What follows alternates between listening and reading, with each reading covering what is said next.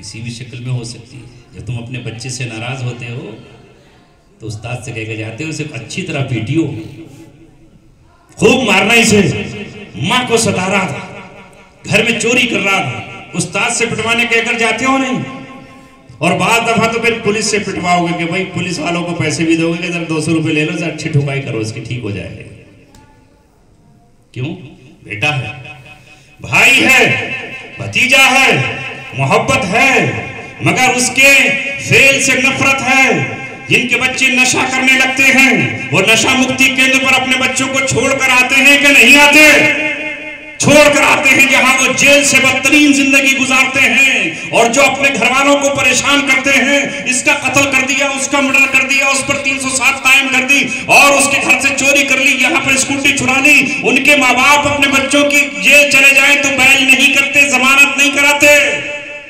वो बच्चे रोते और तड़पते हैं और माँ कहती नहीं, हमें मत पुकारना, तू हमारा नहीं है, हम तुझे जेल, तेरे लिए जेल ही अच्छी है। हालांकि माँ का दिल अपनी औलाद के लिए फटता है। ये मिसाल इससे सुना रहा हूँ कि तुम अल्लाह तबारक व तआला के महबूब हो, लेकिन अल्लाह के होते हुए भी अगर तुम अल्लाह का हुक्म नहीं मानोगे, कुरान का पैगाम नहीं सुनोगे और अल्लाह तबारक व तआला ने जिन चीजों से रोका है उनसे नहीं रुकोगे, तो फिर अल्लाह तबारक व तआला तुम्हारी पिटाई कराएगा।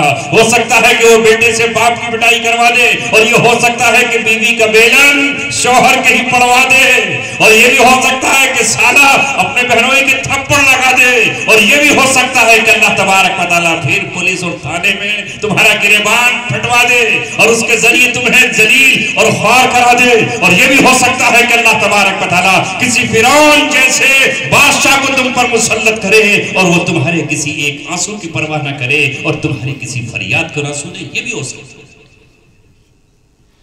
अगर चाहते हो कि तुम अल्लाह तबारक व तआला के महबूब बने रहो, उसकी रहमत तुम्हारी तरफ आए, तो अल्लाह के हुक्मों की तरफ आ जाओ।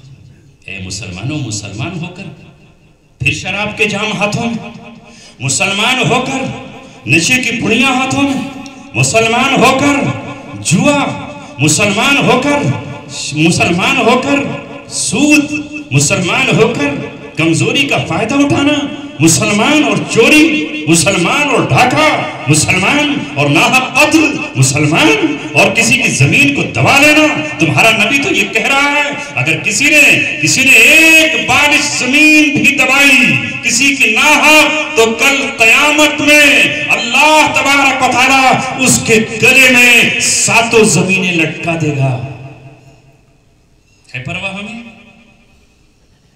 दबाओ, जिसकी चाहे जमीन दबा लो, और फिर फरियाद, फिर जब अल्लाह ताला की तरफ से कोड़ा बरसाया जाए और जब मजलूम की फरियाद सुन ली जाए और जब हालात तब्दील हो जाए तो फिर रोते फिरो।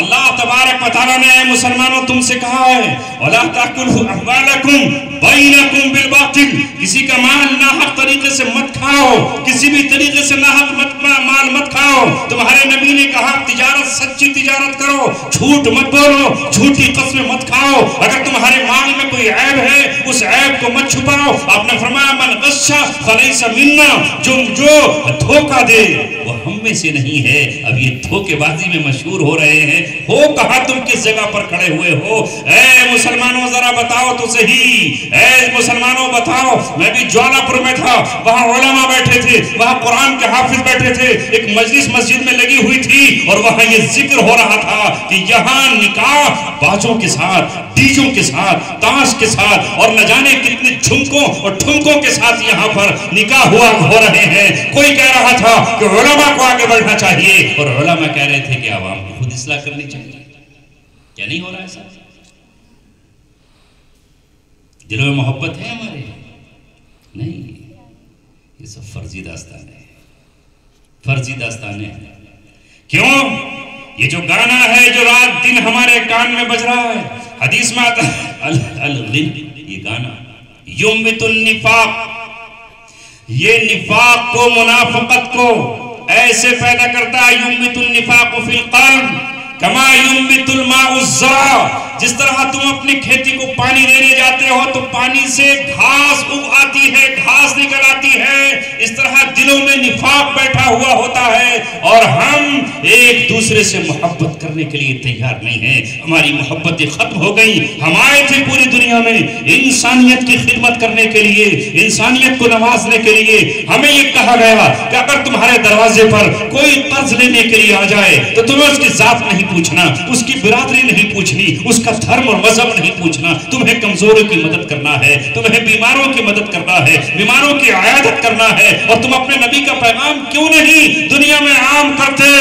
याद रखो, तुम जो ये कह रहे हो कि आज हमें ताकत नहीं है, कल ताकत मिल गई तो हम ये कर देंगे, तू अगर ये कह रहा है कि तू सच्चा पक्का मुसलमान नहीं है, तेरा रब, तेरा कुरान, तेरा दीन, तेरा इस्लाम, तेरा नबी तुझसे ये कहता है कि ताकत मिले तब भी तुझे जुल्म नहीं करना है और ताकत ना मिले तब भी तुझे जालिम नहीं बनना है। ये क्या जज्बात है कि हमें ताकत मिली तो हम ये कर देंगे? क्यों, कैसे कर दोगे? जुल्म का हिसाब अल्लाह को नहीं दोगे? तुम उस नबी के मानने वाले हो जिसने कमजोरी के आलम में भी अपने दुश्मनों से इंतकाम नहीं लिया।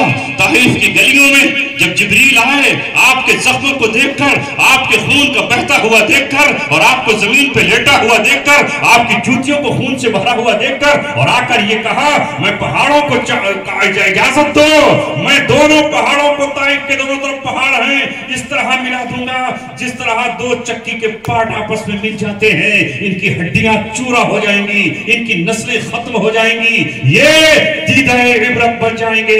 मगर तुम्हारा नबी वो है, उसने कहा नहीं, मैं इनसे इंतकाम नहीं लूंगा, मैं इनसे बदला नहीं लूंगा। अल्लाहुम्मा हदी कौमी फइन्नहुम ला यअलमून, अल्लाह मेरी कौम को हिदायत दे दीजिए, ये मुझे जानते नहीं, मेरा मकाम नहीं पहचानते। और आगे बढ़कर ये कहा, अगर ये ईमान नहीं भी लाएंगे तो मुझे उम्मीद है कि इनकी नस्लें ईमान ले आएंगी। और तकरीबन 8-9 साल के बाद जब मक्का फतेह होता है और आप ताइफ की तरफ बढ़ते हैं तो वो पूरे अहले ताइफ ईमान कबूल करते।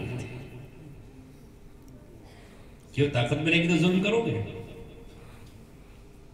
बेटियों की आबरूएं लूट लोगे, कमजोरों को मार डालोगे, जमीन पे जो है वो जंगल राज कायम कर दोगे। तुम्हें तुम्हारा रब ये कहता है कि तुम किसी का नाहक माल नहीं खाओगे। अगर तख्त शाही पर बैठोगे, काजी की अदालत में काजी बनकर बैठोगे तो तुम इंसाफ करोगे। अगर इंसाफ नहीं किया तो जहन्नम में जाओगे, जहन्नम में पहुंचोगे तुम। एक काजी जो सिर्फ इंसाफ करता हो और इल्म रखता हो वही जन्नत में जाएगा। बाकी जिस काजी ने भी जुल्म किया, सितम किया, वो जहन्नम का ईंधन बना दिया जाएगा। यही वजह थी कि कल सहाबाए किराम ओहदे से बचते थे, जिम्मेदारियों से बचते थे। और इमाम अबू हनीफा रहमतुल्लाह अलैह जिनका तुम नाम लेते हो, जिनकी तकलीद करते हो, जिनके फतवे को मानते हो और तुम अपने आप को हनफी कहलाते हो, उसका किरदार क्या है, उसका अमल क्या है, उसका रौब क्या है? जब बादशाह साहब जाफर मंसूर ये कहता है कि मैं तुम्हें चीफ जस्टिस बनाऊंगा, मैं तुम्हें काजी बनाऊंगा और काजी बनकर तुम्हें फैसले करना है। इमाम अबू हनीफा ये कहते हैं, तू बादशाह शरीयत के मुताबिक हो सकता है फैसला न करे, तेरे किसी रिश्तेदार का फैसला आ जाए, तेरा अपना फैसला आ जाए, तेरा किसी की तरफ तेरी सिफारिश आ जाए और तुम मुझ पर जोर डाले कि ये फैसला इसके हक में कर दो, मैं काजी हूं और तेरा फैसला ना करूं तो तू मुझे सजा से दो चार करे, मैं तेरे ओहदाए क़ज़ा को ठोकर मारता हूं, इसलिए कि मैं अल्लाह के दरबार में जालिम बनकर के हाजिर होना नहीं चाहता।